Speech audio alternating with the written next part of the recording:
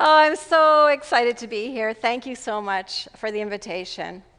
I want to acknowledge that we are on First Nations Coast Salish territory. And I also want to acknowledge the First Nations. They were the first bee gardeners.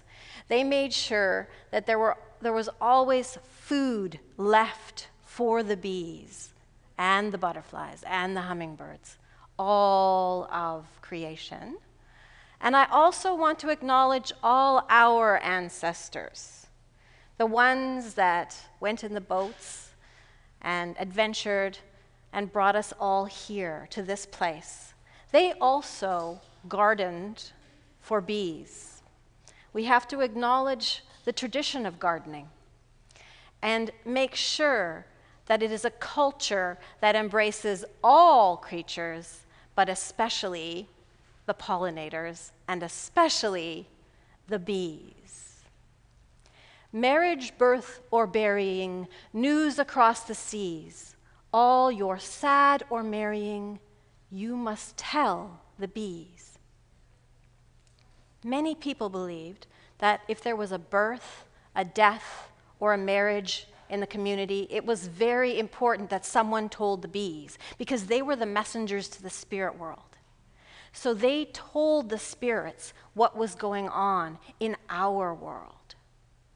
Many cultures believe that pollinators are sacred, that they are messengers, and they carry that magic that makes our gardens bloom and produce food and medicine. My name's Lori, but people call me Madame Bee Speaker because I like to talk to bees. I like to talk about bees. I love everything to do with bees, but bees keep me up at night. With my neighbor Celia, it's the salmon that keep her up at night as she worries about their fate. For me, it's the bees. We all have something, don't we? I worry that the bees are going to have enough nectar in their bellies. I worry that they're going to have enough pollen to feed their babies. I'm worried that climate change will unhook the food cycle of their plants, the flowers that they feed from their life cycles as they produce the new generations of bees. I worry about pesticides, especially those neonicotinoids, the systemic pesticides that you can't wash off the plants. They're in there, they're in the nectar, in the pollen, and they're killing the bees. I worry about that. But I'm also hopeful that we can all pull together and work towards a solution. We've got to plant food for the bees. We have to feed the bees. I grew up in Saskatchewan in a tiny town. It was so small that my dad used to joke that he and my mom took turns being the mayor and the dog catcher. In the back of our house was a wheat field, usually, and then my mom's garden was in our backyard, and down the hill there was natural prairie around the railway, so I got to see a lot of wildflowers, and then there was pasture. So growing up in this environment was a good place to raise a woman who runs with the bees. So the slide I'm showing you first is a Nootka rose. Now, Dr. Elizabeth Ellie at Simon Fraser University has studied plants in the Lower Mainland, and this is one of the best plants for pollinators. The Nootka rose, our native roses, are fantastic. They feed a lot of bees. They smell beautiful. This is just this past week. I was with my friend Laurie Snyder in a food forest garden of native plants in Vancouver. We saw our first Nootka rose blossoming. Really excited about that. And as you know, the rose hips also can be used to make tea. Has anyone made tea or jelly from them? Yes. And in World War II, the Girl Scouts were sent out into the hedgerows to collect the rose hips for the vitamin C, because during wartime, they needed that kind of medicine. And so this plant is not only great food and medicine for humans, but it's also food for bees. So it's a win-win situation. Now, something you might not know is there is a bee that's so small, it's called the small carpenter bee, it actually lives and nests in the stems of the rose bushes. So bees can be very, very, very tiny.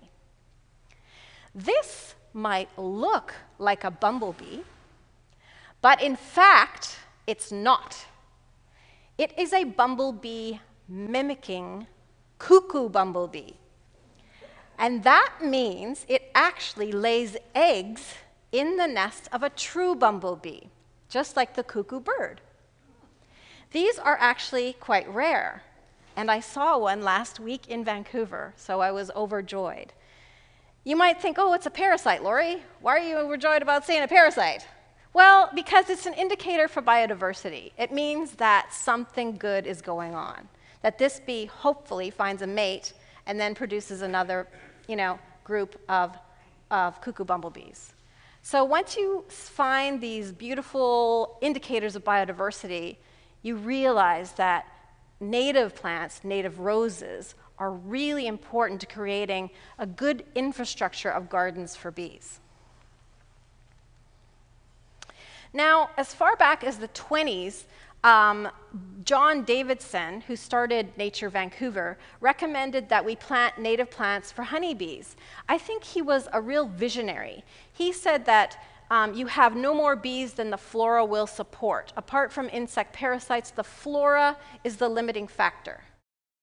So he was saying that the limiting factor is that you can't have any more bees than the flowers will support, but and insect parasites. But since then, we've learned more. So there's a honeybee, and it is feeding off a native plant, the vine maple. So what Botany John was saying was that we should plant native plants to support the honeybees that were brought to BC in the 1800s. Now, in the 1800s, honeybees flourished because they just cut down a bunch of forests, and there was a lot of fireweed. So there was tons and tons of nectar and pollen for those honeybees. And they actually escaped from their original owners, and they ended up living in trees, in hollow trees. So there's these apocryphal stories of these people finding like 800 pounds of honey in a hollowed out tree. But in 2018, we have new realities. There are other limiting factors to the bee population. All the sides, pesticide, herbicide, fungicides, especially neonics, bad for bees. Introduced bees, such as honeybees, actually compete with the native bees for forage. Now, this is something new that scientists are starting to realize.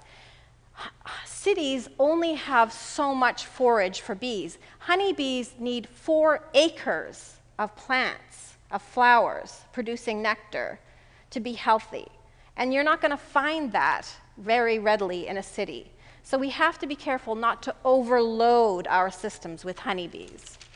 All managed bees, honeybees, commercial mason bees, and greenhouse bumblebees, can bring in pests that weaken bees and act as vectors for disease. So whenever we start farming critters, we often cause problems. So this is a school, bee school, and I work with children in the Arbutus corridor, and we introduce them to the honeybee hive, and of course they eat honey and they get all excited about it. And this bee on the side here is a male. That's a drone bee. No male bees can sting. Only the females can bring the sting. So they can play with the drones. They can feed them out of their hands, they can pet them, and they can kiss them and become bonded with the drones.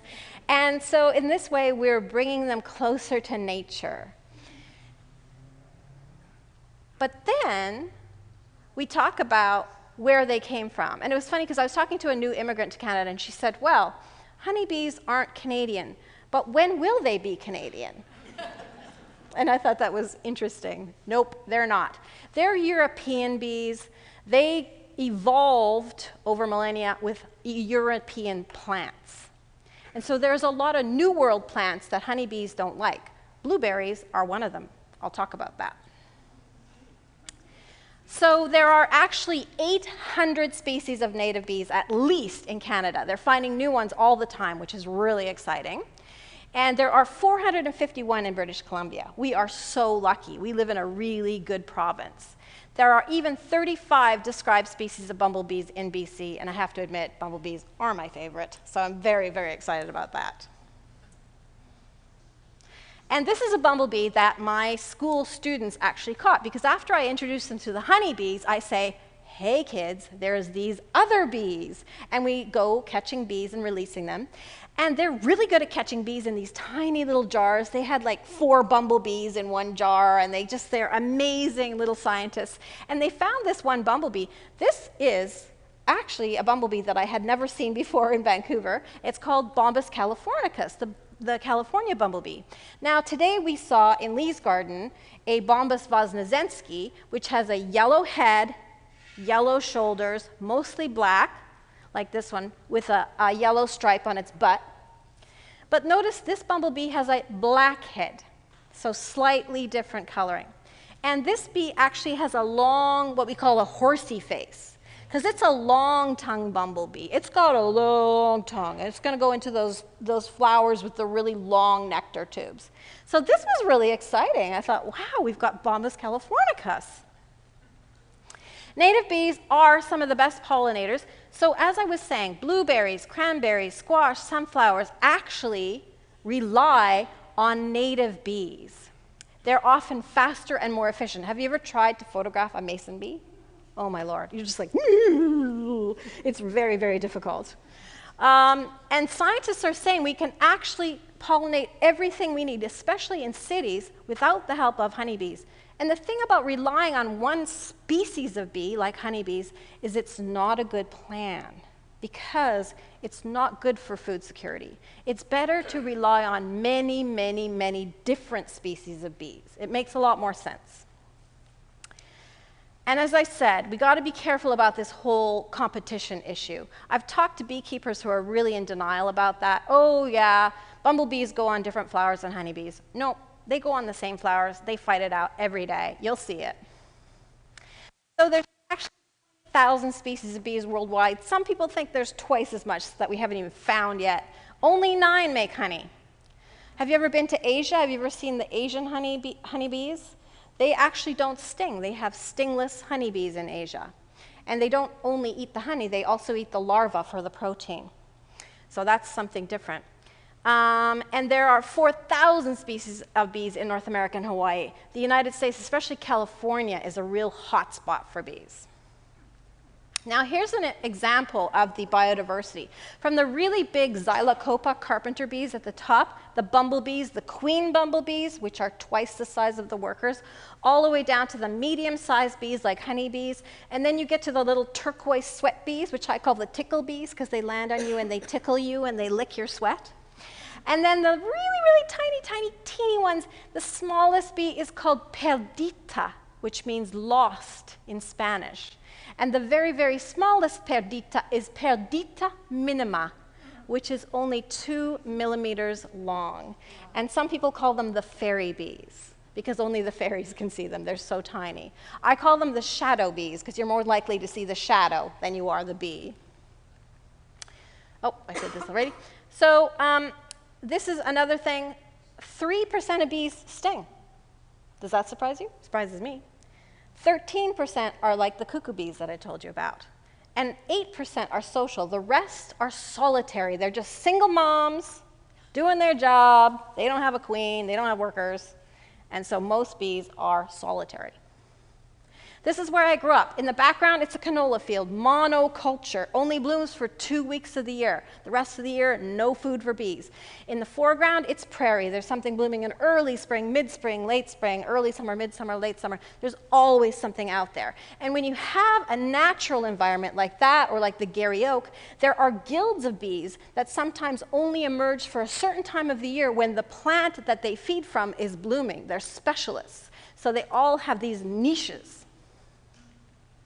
So every day we're losing land for bees. And on my street in Vancouver, it drives me crazy. I see beautiful gardens being paved over, condos built on them, garages built on them, and we're just losing all these gardens for bees, and it's one of those things that keeps me up at night, as I said. Urban sprawl and densification are really just taking out that green space. People think, oh, you've got Stanley Park, you've got Queen Elizabeth. No, those little gardens are really important because small bees can only travel a few meters. They can't go from Queen Elizabeth Park to, Stanley Park. They go from backyard to backyard to backyard. So those corridors that we create are really, really important for bees. And in Saskatchewan, I found that the community pastures are being dismantled and they're being converted to farmland. Well, 70% of bee species actually nest in the ground. So cultivating the land is not a good idea because you're going to be destroying these nests every time you cultivate. Any kind of loss of wilderness that includes bees like forest edges, bogs, meadows, that means the loss of native bees. We've really got to protect those areas. And any loss of flowers is bad for any kind of bee. We really need to keep those flowers. Wendell Berry's quote, "The threat to precious things will be to our advantage. It clarifies our duty." And that's what we need to do. We really need to focus on the bees. They're very important. So one of the most vulnerable species of bees is the bumblebee. One of the reasons is they have a very long season. So they need food from early in the spring when the queens emerge to really late in the fall when the new queens hibernate. And this is one of my favorite plants. It's called Berberis now. It's Oregon grape. And you can see that's Bombus vosnesenski with the yellow head just digging in there. And the nectar is so fragrant and beautiful. This is a fantastic plant. And did you know when you touch the center of the plant, it actually closes in around the bee? It even closes around your finger. So that relationship between the flower and the bee is so interesting. And this is Kalmia. It's a bog flower that's blooming right now in Vancouver. I was in the Camosun bog. And this is a queen bumblebee, probably Bombus mixtus. They are the really big, booming, beautiful bees that come out in the spring, and they have to start their nest from scratch. So they need a lot of food, and they need it fast. So when you see lots of plants at this time of the year and even earlier, you'll see a lot of these bumblebees in them. Now, the rusty-patched bumblebee, eastern bumblebee, it is the first bee to be listed as an endangered species by the U.S. Fish and Wildlife Service. Just squeezed in there as Trump was being elected. They squeezed it in, thank goodness, because they really need to protect this bee, and that's the beautiful rump of the rusty-patched bumblebee. This is a photo by Sam Droege. If you ever give a talk on bees, you can use his photographs. They are Creative Commons, and he's very generous about using his work, so I always try to get people to use his beautiful photographs.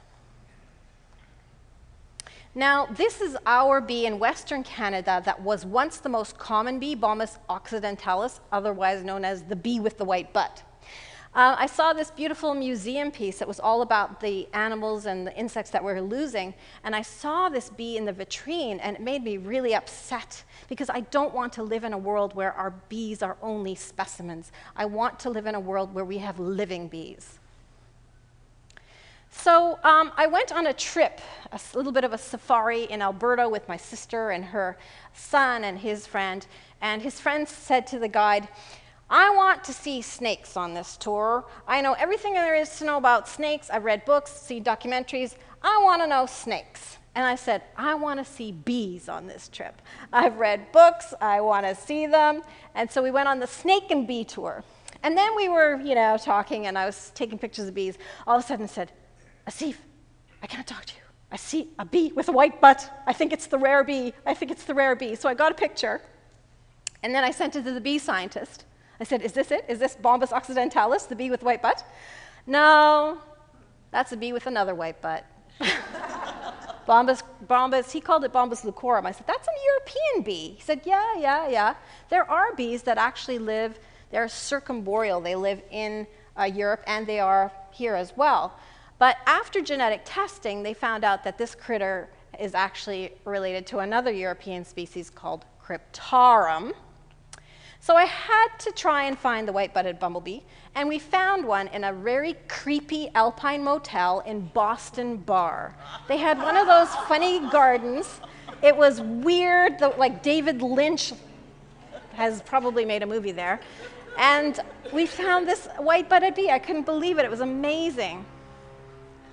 So I made a little cryptic limerick about this, because it was called Leucorum, then Moderatus, and now it's Cryptorum.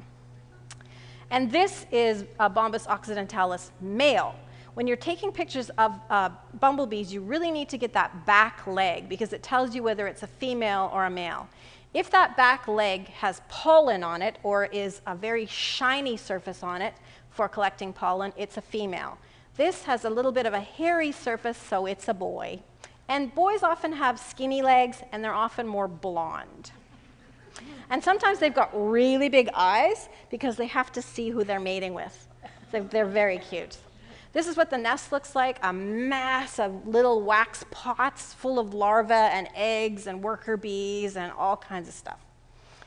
And my sister actually had a bumblebee nest in her back patio. There was a mouse nest under one of the rocks, and the bees moved into the mouse nest, and they made their little pots. So often if there was a rodent nest, sometimes a bird's nest, the bees will move in.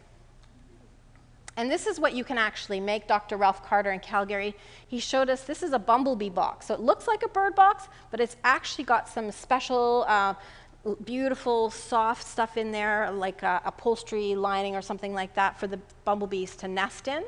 And this is what it looks like when there's a guard bee peeking out at you from a bumblebee nest.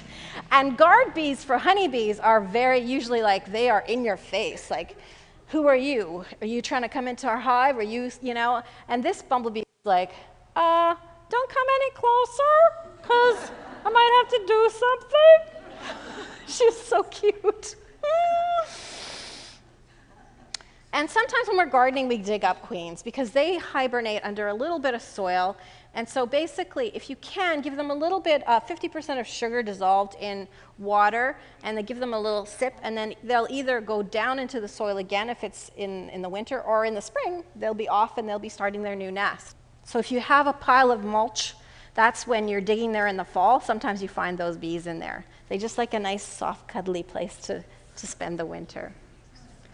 And Dr. Dave Goulson, who wrote A Sting in the Tail, which I highly recommend, all about bumblebees, he says a bumblebee with a full stomach is only ever about 40 minutes from starvation. So now I'm carrying like a first aid kit with me wherever I go, because I'm like, oh my gosh, you need some nectar? Here, have some. And if you're going to take a picture of a bumblebee, again, you try to get that back leg, also the front of the face, and the side all the way to the tip of the tail. And then you want to get that back thorax so you can see what color the bee is. This is, again, the Voznesensky bumblebee, named after a science, obviously Voznesensky. I call them Vozzies or Vozzie bears. That's a queen, and there's a skinny little boy beside her. I had some teenagers, and they were catching bees in the garden, then they caught the boy with the queen. And it was early in the morning, so I guess they were very cold. So the male kind of sort of half-heartedly tried to mate with the female and then passed out. It was quite cute. Many bumblebee species look alike. It's called Mullerian or serial mimicry. And this is so that if a bird eats a bumblebee and gets stung, then it won't eat the next species. It won't eat a member of the next species. This is how bumblebees mate.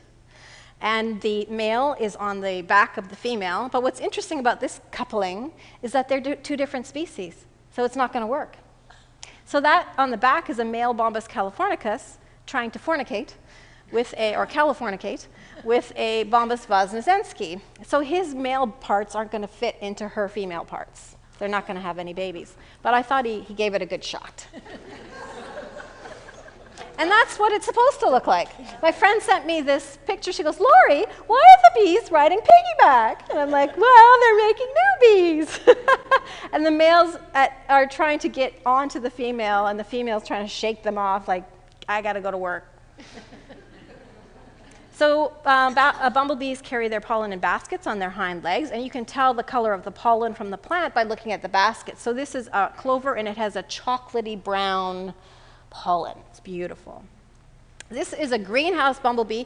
Non-native bumblebees have been used in greenhouses to pollinate tomatoes and peppers, things in the nightshade family, because bumblebees have a special gift. They can shake and vibrate the pollen out of the tomato flower. Honeybees can't do that. That's called sonication or buzz pollination. It's almost like they're singing to the flowers. And the flowers shower them with pollen, and the pollen sticks to their fur with a kind of electrostatic charge. Then they groom that with special tools on their legs into their pollen baskets. So if you see an eastern bumblebee, you know it's escaped from a greenhouse, and it may be carrying some nasty diseases which get spread to our native bumblebees. And they are implicated in the collapse of a lot of the bumblebee species, including the bee with the white butt that I talked about. This is our common bumblebee, Bombus vosnesenski, and you can see the pollen in the back. This is one of my favorite plants. It is Spirea douglasii. It's a native spirea, but I'm all about the European spireas as well, because there's so much pollen that the bees literally swim on it. It's like they're swimming in pollen, and that you can see it's got a lot of pollen on it. This is Bombus californica again. I just wanted to show you a picture of that long tongue. I chased this bee through raspberry canes and blackberry canes and did somersaults to get this picture, so this is the tongue. And this is actually in Saanich. This is a beautiful Bombus bifarius, which has a kind of, the male scientists call them bikinis on the top of the thorax there, or a thong. And it has a beautiful red butt, but in Alberta, it has a black butt. It's different kind of bifarius. And this is a cuckoo bee. This is the one I was talking about. So it actually has a really interesting butt. It has a bald spot right in the middle because it doesn't need to carry pollen. It just needs to look like it's carrying pollen. And then the sides are a little bit furry. So when you're taking photographs, if you take pictures of bees, try to keep them organized because people will be asking you for pictures. And so I took this picture recently in Van Dusen Gardens, and this, of course, is comfrey. It's an early blooming comfrey, and it's in the borage family, which just pumps out nectar. Very important family for bees. And so this is one that you could plant an early, a middle, and a late kind of comfrey, and you'll be feeding the bees like crazy in your garden. Now, sometimes bees are a little tricky, and if they don't have long tongues and they can't pollinate a plant, they will bite a hole in the plant and rob the nectar. So I swear I could hear the crunch as this bee was biting into this bleeding heart plant, sticking her little tongue out and stealing the nectar. Once the holes have been bitten, and you look at your bleeding heart and see if you can find them. They do this with comfrey too. Once they've bitten in, it's a free-for-all. Bugs get in there, honeybees, anything with a small tongue that wants nectar crawls in, and it's a party. So these are beautiful, beloved blue orchard mason bees. Again, the male's on the top, the female. The males have a little mustache, which is very cute, and the females carry mud in their mandibles to make the walls between their nests. So I like this because this is a poster in my community garden, and it looks like the mason bee is reading the poster about the mason bees, which is very cute. And then I heard this buzzing sound. I've always wondered why people put these really big bamboo pieces in, because like no bee's gonna nest in that, they're not big enough. Well, it's so they can have sex. The bamboo. If the bamboo's rocking, don't come knocking. And I thought the male looked very pleased after he was done. He was like very proud of himself. So in nature, mason bees nest in holes bored in snags, right, by beetles and bugs and birds. And so you'll get a nest like this, and they're usually quite far apart. And when we put them all together, what happens is all the parasites move in. So we have to clean our mason bees in the fall. There's a whole talk around that. I actually recommend that you get someone local to do a talk just on mason bees and to actually clean the cocoons, because we have a new pest, which has this horrible name, Caccoxinus indicator. Sounds like a horrible thing. Anyway, We have to clean our mason bee cocoons. So this is a stumpery in a garden I was just in Souk, and this is an example of there's going to be bees that are going to be nesting in these stumps, and which I thought was really funny. They were really proud of their stumpery, and they had these rhodos in there, and there's some salal and kinnikinick, and they had friends that came and visited, and they went, "Oh, how are you going to get rid of all those stumps? Will you burn them?" I just laughed. It's just like, oh, this is actually part of the garden, and it actually will increase biodiversity exponentially. Stumps are fantastic for gardens. And I mean, in a children's garden, hello, they just make so much sense. So I'm all about food. I like my food. And I think one of the ways we need to woo people to plant native plants is that to teach how people can eat them.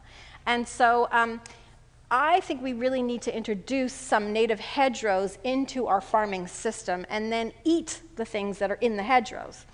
And the latest studies show that you need a really diverse group of native bees to actually pollinate crops like blueberries. And so 30% of your land should be set aside just for bee habitat. That's what works, and that's what creates a better bottom line for the farmer. So your food can look like this: flowers, nasturtiums for you, but also for the bees. And this is an example of my neighbor's beautiful boulevard: crabapple trees, red flowering currant, Oregon grape, and Douglas spirea, all fantastic things for bees. Used to be just grass, and now it's an oasis. We need this on every boulevard. This is what we need. This is what I call the bed and breakfast tree. This is a pear tree in an East Van, and I noticed that there were a lot of these little mining bees in there, mating and having fun and collecting pollen. They were nesting right in the ground under the tree. So as I said, 70% of bees nest in the ground, but if your lawn is too beautiful and pristine, there's no bare spots for them to nest in. So the lawn in there had been ravaged by the predators who are going after the European chafer beetle grubs. And so I'm cheering on the European chafer beetle because the lawns are getting ripped to shreds and the bees are moving in and they are having a party. It's fantastic for bees. They make these holes in the ground. It's almost like someone stuck a pencil in the ground. So if you see a hole like that, just check. If you're patient enough, you might see a little bee head pop up. They nest in different soils, sometimes in sandy soil, near the plants where they feed from. This was in the Souk potholes. I noticed this really sandy soil. There were Andrena mining bees in there. And sometimes they have this little pile of dirt around them, almost like Bugs Bunny, a miniature Bugs Bunny hole. That's called tumulus. And then the churchyard right across from my house, bees moved in, and so now I can show all the neighbor children what's happening in the lawn. The bees are moving in. They don't sting. There's all this action going on. And my neighbor said, "Oh, those are the bees that come into my garden?" I said, "Yeah." So this connection is being formed, which is really great. And this is one of the bees that's nesting. It's called Halictus legatus. It's a little sweat bee. And I was watching her and taking pictures. Look, she's got pollen up to her armpits in there. She's trying to get into her hole, but she couldn't get into her hole. And I was like, what is going on with this bee? Well, a cuckoo bee was in her hole, the Sphecodes cuckoo bee, and it was laying eggs, and she surprised it while she was gone. So they had this big fight. It was hilarious. This is what the cuckoo bee looks like, and they're only tiny, tiny, tiny, tiny. So you'll see these, I guarantee it. Trees are great because they're infrastructure for bees. They bloom in the spring when bees need it, and gardens come and go, but trees and shrubs last for a long, long, long time. And one of the things I'd like to see more of is twinberry. It's in the honeysuckle family, and it produces a lot of nectar for hummingbirds and bees. Now, another thing I really recommend is planting the native berries and the native food. And right now, the hawthorn is blooming, which is just full of bees. If you get to see a hawthorn where you can actually see the blossoms, count how many different kinds of bees you see in it. It's quite fascinating. Also, I learned that when you smell the flowers of the hawthorn, it's good for your heart. Did you know that? No. So if you're feeling stressed out, go to the hawthorn, and it will calm you right down. So when I see them ripping up gardens in my neighborhood, I go to the hawthorn and I hug it. And this is big leaf maple. This is really interesting because I hadn't seen this before. This is a huge, huge tree, and it's a huge source of nectar for bees. You can also eat the blossoms. We had some sold to us at the farmer's market, and my husband cooked them up like a stir fry. They're like broccoli. So here's again, food for you, food for the bees. Vine maple, again, I'm kind of in love with this plant right now. These are these beautiful Andrena bees. If you see these mining bees with kind of sideways eyebrows in the middle, that's an Andrena mining bee, and they are very, very cute. That's the vine maple because it's so pretty. Bitter cherry, again, a nice big tree with tons and tons of blossoms, and the bees are going nuts, and they're nesting right underneath the tree. And this is a horse chestnut, and what's so cute about this is look at the pollen staining her shoulders there.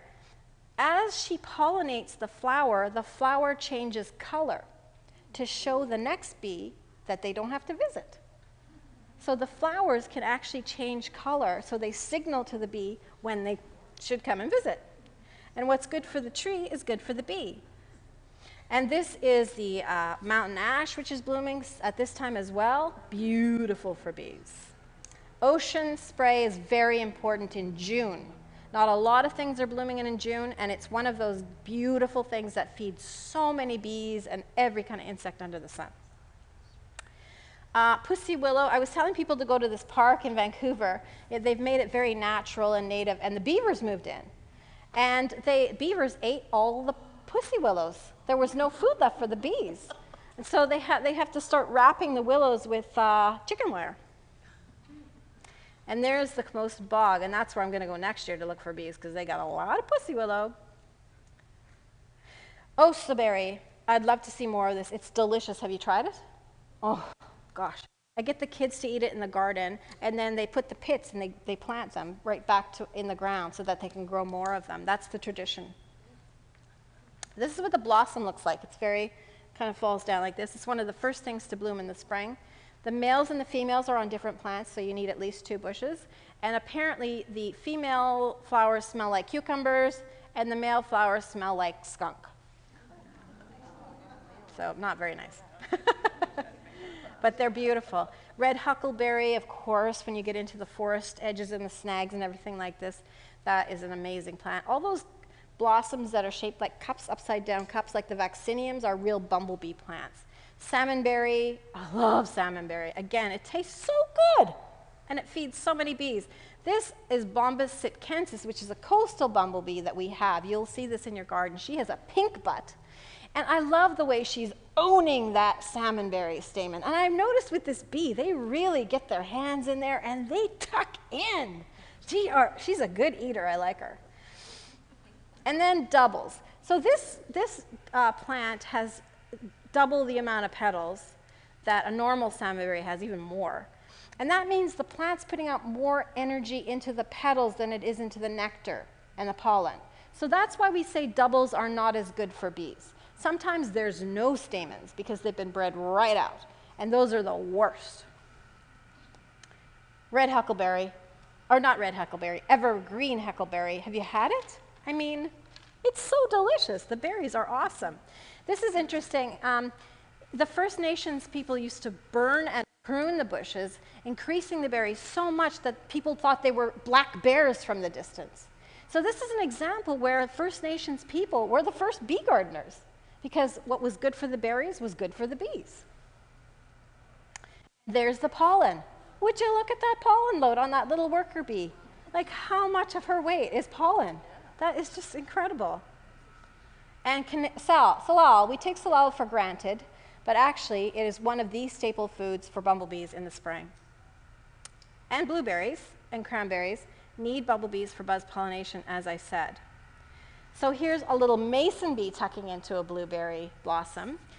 What I said before about the honeybee farmers, they're not letting their honeybees go onto blueberries anymore. The reason is that honeybees do not like blueberries. The pollen doesn't give them any protein. And so when they come off of the field, they're sick. They don't have enough nutrition. And so the honeybee keepers are saying, no more, no more. And at this point, I always tell the story about the guy who bought a farm that had a lot of hedgerows and different plants, and he wanted to grow blueberries, because it's a superfood, right? You make a lot of money with the superfood. So the banker said, you got to take out everything and only plant blueberries. So he took out all that beautiful biodiversity, no bees to pollinate the blueberries, no blueberries.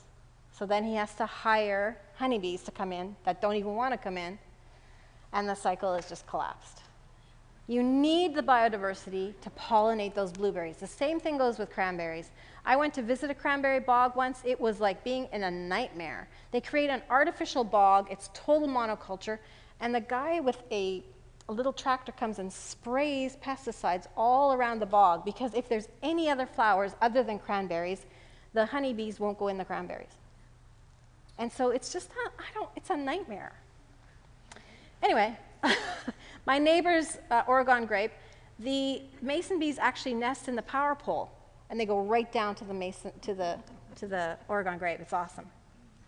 This is what our city could look like, these hedgerows with this beautiful Oregon grape. Imagine if we had done that. Imagine if we'd listened to Botany John and had all these native plants around. I think we would have way more bees than we do. And there's a mason bee on that beautiful Oregon grape. Red flowering currant, beautiful for hummingbirds, also for these queen bumblebees. Snowberry blooms for months. We can't eat the berries, but birds can eat them, and there's so much pollen and nectar. It's fantastic. The Andrena mining bees with the very hairy back legs, love them. Female bees are adapted to carry pollen, and they carry it on different parts of their body.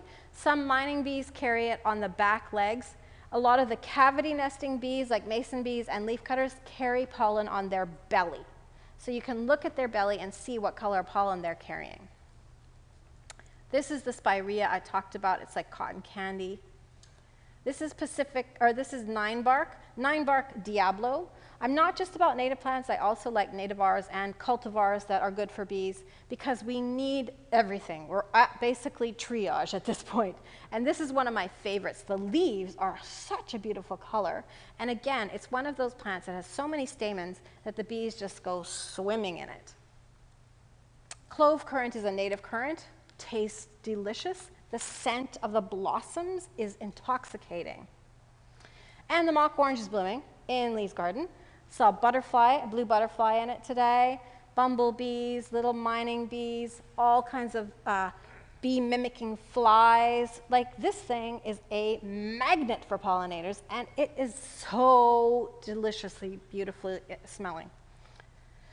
Okay, and this is where we start going shopping for plants. This is at the Saanich Native Plants at Halliburton Farm, which is my favorite place to spend money. It's so easy to buy native plants. And you know, it's such a good deal because it takes a long time to grow some of these plants, but she charges just as much as you would for a plant that's grown in a big box store. So these are amazing values. Camas, look at that mason. It's like bums up in that camas. It's drinking that nectar, and there's so much pollen there. It's fantastic. And this is a bee biting an anther on Christmas Hill, just like a couple of weeks ago. And people think that bees are very passive about collecting pollen. They are working it. They are biting those stamens. They are butting their heads against it. They are really working hard to collect that pollen. This is Bombus californicus in Beacon Hill Park. And we went to Sioux Harbor House, where they have these food gardens, but they also have this camas around there. So the bees go to the camas, and then they go to the food plants. That's the idea of the Victory Gardens for bees. In World War II, people grew food for the Allies, for people at home, but they also sent food overseas to the war-torn countries and to the soldiers. And they planted Victory Gardens in their front yards, in churchyards, in schoolyards. Well, my idea is we need to do that, but we also need to plant flowers for the bees. In Vancouver, people are ripping up their front lawns, putting in food beds, then put those perennials in those shrubs, and you've got a Victory Garden for bees. And that's what it looks like when you've got deer. And you have to have the deer fence around the camas, which is a reality. And this is at the community center where I'm artist in residence. I love this combination of a native plant with this beautiful native totem as well. And this is a spider that lives in the flower, and instead of building webs, they just wait there and they grab the bee. So this is a bee in a camas that I saw at Beatty, and the crab spider has just grabbed the bee, basically by the head, and then sucked out all the juices, and then poor bee is going to die. But that's nature. And another one of my favorites is shooting star. It's so gorgeous when it's planted in a clump. It's another one that you'll hear the bumblebees buzz the pollen out. It's buzz pollinated. And you can see that flower in its similarity to the tomato flower and the nightshade flower. This is that Sitkensis bumblebee that you'll see in your garden with the pink butt. And this is an easy thing to do. Half barrels full of violets. Oh, so beautiful, the scent. Putting violets in your steps. I just love this idea. And here's another example. I showed you a rose at the beginning. There's also, you might see little holes cut out of your leaves, like someone's taken a hole punch and punched the holes. That's a leafcutter bee who's actually using those leaves for her nest. She's making almost like a little cigar. So roses function on many, many levels, not just pollen and nectar. And another one that is really great for bees, you wouldn't think, is my brain just lost a note. Calendula. There you go, calendula. I'm on track. They had it at Sioux Harbor House, and it was fantastic. And what they had was they had this scrubby place where they just chucked a bunch of seeds of borage and calendula. There was some fennel in there. It was messy, and it was the best place for bees. Bees like messy gardens, so don't be too clean. They love messy gardens. I have a really messy garden, and the bees just love it. So don't, save some time for your hammock. You got to have a rest, and just let the bees do the work. There's the messy garden. It's so beautiful. There's the new messy lawn. There you go. That'll make your neighbor really happy. Yarrow's great for lawn, calendula, and dandelions. Avoid the sides. Now, we're going to have to start planting green roofs because we're taking up all the garden space. I love this combination, the dwarf lavender, coastal strawberry, and then some sedum in there as a ground cover. Fantastic for bees and very drought tolerant. Alpine strawberries, again, half barrel, easy to plant. Sedum, very drought tolerant. If they are blooming, if plants are blooming, it's really important that you do water them so that they do produce nectar. The plant won't produce the rewards if you don't water them. This, if you see a bee doing this, it's not a high five. It's be careful, because I might sting you. So if you get a little bit too close, this is what the bumblebee does. That's fireweed, by the way. Yarrow with the beautiful leafcutter bee with that furry belly. They often tilt their booty up and then tilt it down on the flower. It's kind of like they've got this hind end that's very flexible, and they rub it all over the pollen. And this is a bee with real pollen pants. This is a longhorn bee. The males have very, very long antennae so that they can check the females out, and the females have these amazing pollen pants. This is the close-up of the jaws that are used to cut those circles out of your rose leaf. Incredible. And the males are sometimes very, they fight with other males. They don't want them to mate with their female, so they actually hip check other bees out of the flowers. And that's what they look like close up. I've come to the conclusion that seed mixes don't work. You've probably heard the story about the Honey Nut Cheerio thing where they were giving away seed mixes. They often have invasive species in them. And it's very hard to curate a seed mix that's going to work in someone's garden because they're so site-specific. So I just wanted to say, just be careful about them. Plants in the mint family often have a lot of nectar for bees, so prunella. And you'll often find these other bees, which are the wool carder bees in your garden, and they will scrape the wool off of your woolly lamb's ear and use it to make their nests. They're very sweet. And the males are the horniest bees you've ever seen in your life. They are constantly patrolling for females, mating with the female, and again, the female's like yada, yada, yada, and then she goes back to work right away. Sometimes she's even drinking nectar while they're mating, which is really funny. Satyria douglasii is another mint that's native. And catmint, the Persian catmint, Nepeta fascini, are fantastic because they bloom for so long. They bloom for months. So it's kind of like one of those, the bones of a good bee garden. Oh, and I was going to say, that's a boy. Big eyes to mate with the queen. And that's scarlet bee balm, another beautiful one. Our western bee balm is this beautiful mauve color. And there's even a specialist tiny bee that only collects pollen from that plant for its babies. This is another Monarda. It's a lemon bergamot. It's kind of got an oregano flavor, which is beautiful. And then lavender. I've rubbed my hand with lavender, and bees have come and licked it. So lavender brings bees into your garden. You really need it. That's a boy. The Stoicus is blooming right now. Sage, another fantastic one. The red ones tend to be hummingbird plants, and the blue and purple ones tend to be more attractive to bees. And some birds have been catching bumblebees and rubbing off their stingers before gulping them down. I thought that's a good bumblebee fact to share with a friend tomorrow over the water cooler. Oregano is essential for bees. I love it when the oregano is blooming in my garden. The bees are just crazy. And there's a theory that plants like thyme and oregano are actually medicines for bees as well as humans. Helps with their tummy aches and helps with those pests that get in there and spread those diseases. So the holy trinity of Mediterranean bee plants, lavender, oregano, thyme.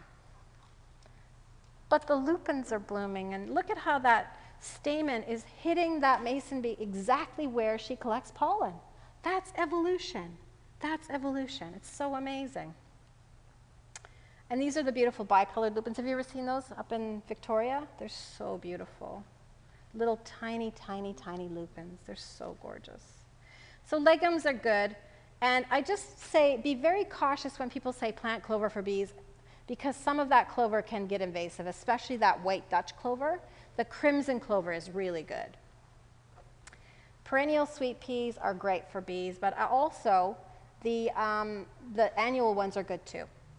And the bean that you want, which is decorative but also great for bees, is scarlet runner beans. And another clover is actually native, is this purple prairie clover. It's awesome. And legume family plus borage family equals really good pasture for bees. So borage, I call it bee porridge. And today I was just watching your borage, and there was a tiny bee in there that I'd never seen feeding on borage before. Lee has this garden where the bees are doing things that I don't normally see them do. She goes, wow, it's Sydney. I don't know what that means. Phacelia is another member of the borage family, and it's beautiful with crimson clover. It has purple pollen. It's so cool. It's an annual. It's just really nice. Columbines. Now, larkspur is an example where a bee with a really long tongue can access the nectar, but a honeybee can't. The only thing about larkspur is that it's deadly poisonous. So I recommend planting it in the graveyard, because no one's going to eat it there. And in Mountain View Cemetery, there's actually a gardener who's planting bee meadows in the graveyard, and they're beautiful. I had a friend that passed away 2 years ago. I gave them some seeds to plant in the meadow, because I wanted that as a reminder rather than visiting a grave. The correct cleome for bees is Cleome cerulata, not the other cleome, which is actually pollinated by bats.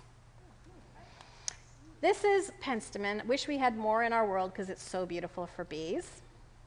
And Annie's hyssop, which was once called the honey wonder plant because it got beekeepers so much honey.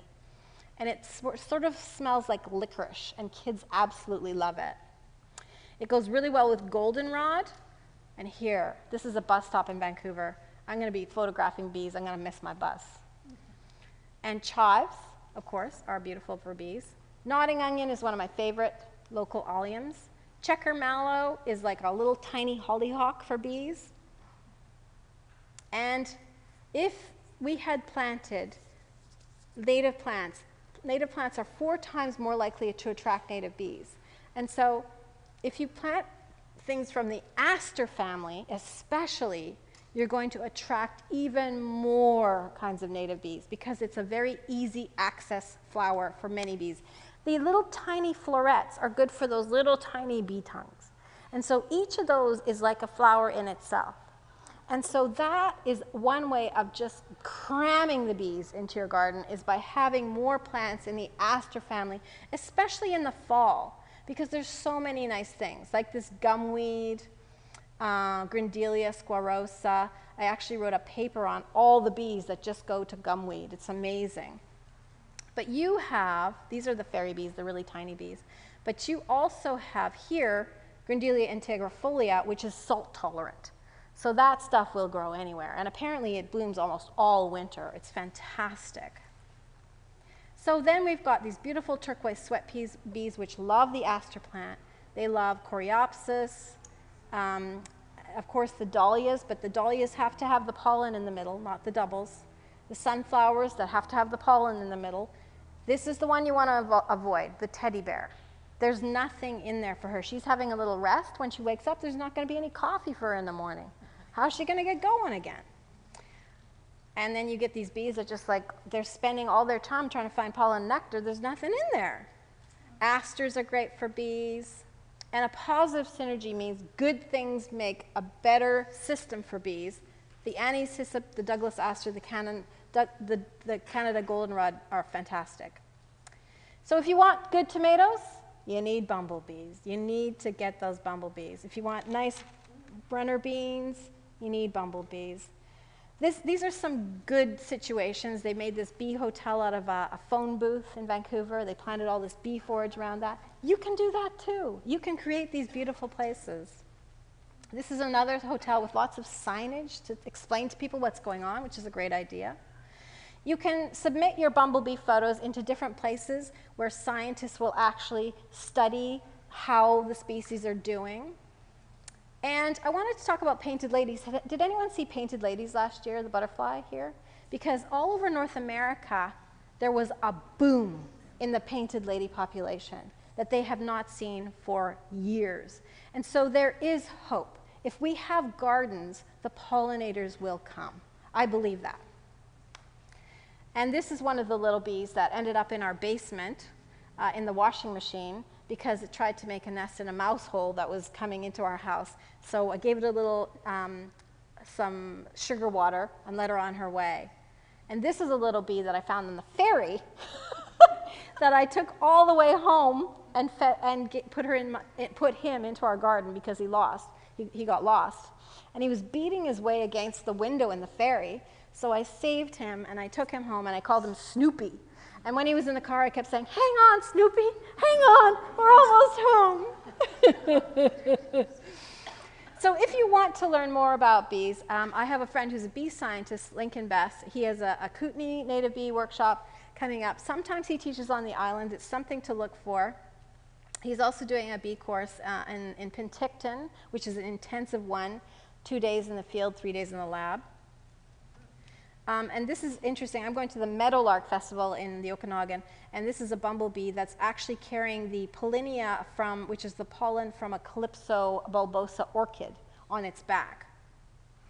And my friend Yasna, who is an artist, is actually has a show coming up, and she's actually dissects plants and shows how the bees interact with the flowers, and it's going to be in North Vancouver. It's really beautiful work. And I'm an artist in residence, and I'm trying to connect teenagers and different people with these plants for bees. And that's me.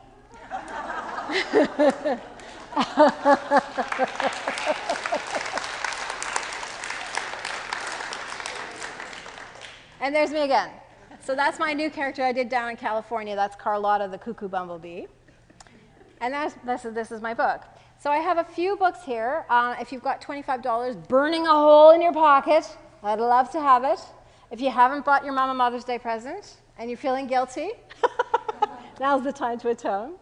Bees on the ground, walking around in circles. Sometimes bees, I've seen it more in the air, and bumblebees do this a lot. If you stand near a plant and they start going up, they will actually circle around you about 3 times. It's because they're memorizing the landscape. And they're also trying to trick you because they don't want you to know where they're going for their nest. And that's what I've heard. But if they're doing that on the ground, that could be the same thing, that maybe they're just trying to orient themselves, like, where am I and where's my nest hole? Maybe they're looking for their nest hole. So the bees do that a lot. They're like, they go up in the air and they go, okay, where am I? And what happened in our house, we had a bumblebee nest, and the bees were going in and out of a knothole. Well, my husband was moving some pots around, and then the bees got confused because they'd memorized the furniture, right? And so they were like, how do we go? So he had to put the pots back exactly where they were. And then, oh, okay. Boom, boom, boom, boom, boom, boom. Awesome. Thank you so much. It's lovely to be here. Thank